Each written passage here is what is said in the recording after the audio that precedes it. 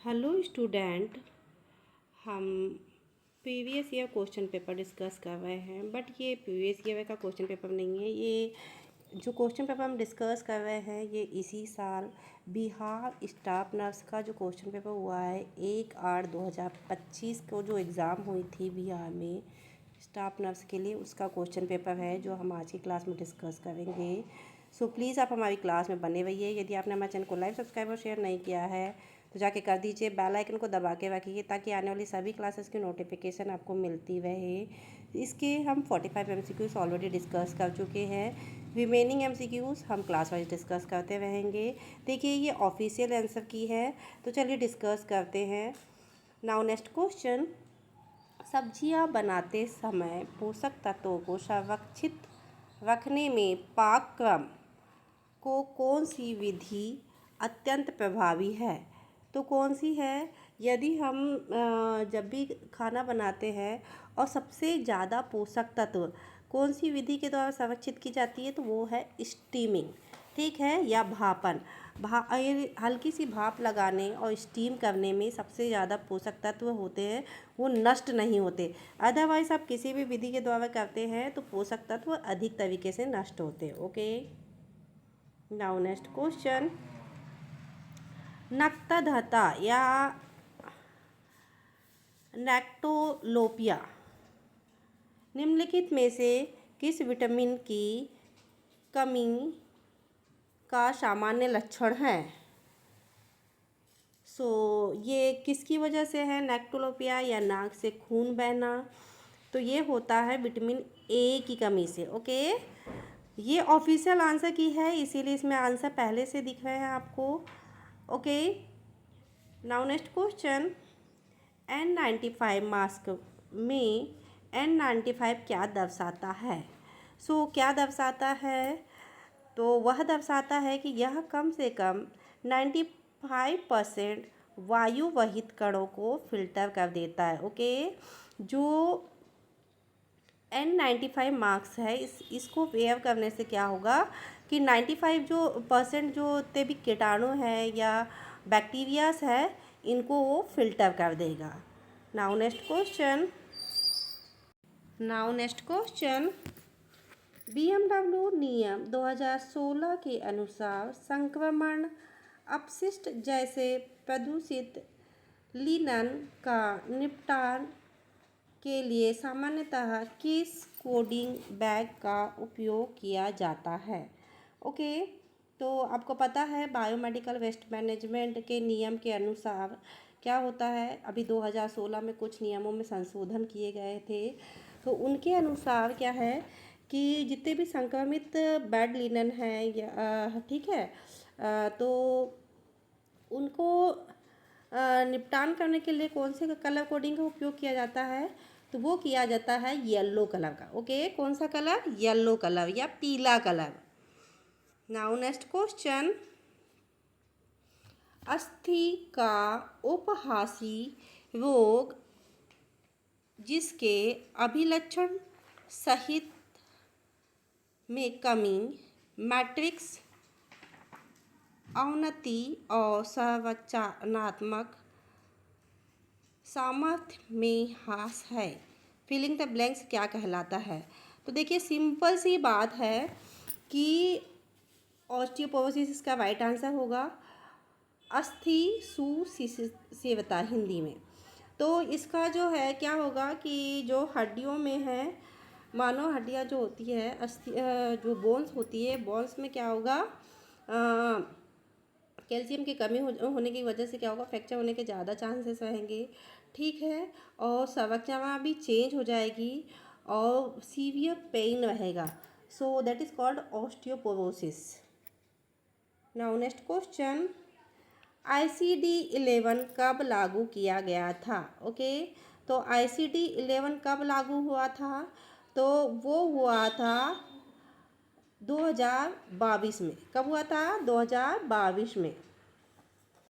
Now next question, प्रसव के दौरान बैंडल वलय या बैंडल्स विंग की उपस्थिति सामान्यतः क्या दर्शाती है? तो बैंडल्स विंग क्या दर्शाता है? तो वो दर्शाता है अवरुद्ध प्रसव के कारण गर्भाशय के विदार को दर्शाता है। ओके, नाउ नेक्स्ट क्वेश्चन, सतती निरोध या बर्थ कंट्रोल विरोधियों को प्रभावित या प्रभावशीलता का प्रकलन करने में सहायता करने के लिए नैदानिक परीक्षणों और वास्तविक जीवन की स्थितियों में उपयोग की जाने वाली एक सामान्य तकनीक कौन सी है? तो वो कौन सी है? Pavlov index. ठीक है, यानी कि जो बर्थ कंट्रोल जो कहना चाहिए कि पता करना है, उसके लिए कौन सा पैमाना तय किया गया, तो वो है Pavlov index. Now next question, गर्भवती महिलाओं के लिए जिंक क्यों महत्वपूर्ण है? तो अब जिंक क्यों महत्वपूर्ण है? प्रतिरक्षी कार्यों और घावों को भरने में सहायता करता है। क्या? जिंक। नाउ नेक्स्ट क्वेश्चन,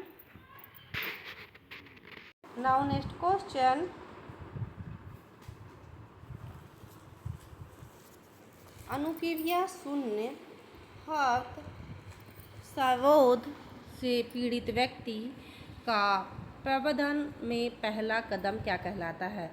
तो क्या कहलाता है? अनुक्रिया नाड़ी और श्वसन की जांच करना।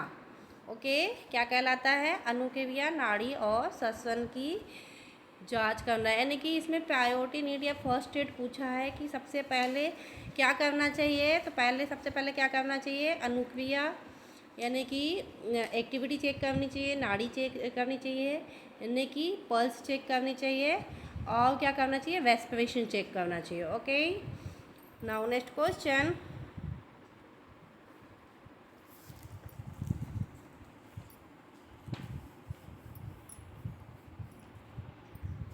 आर्द्र उष्मा वेट हीट में खाना पकाने की विधि कौन सी है?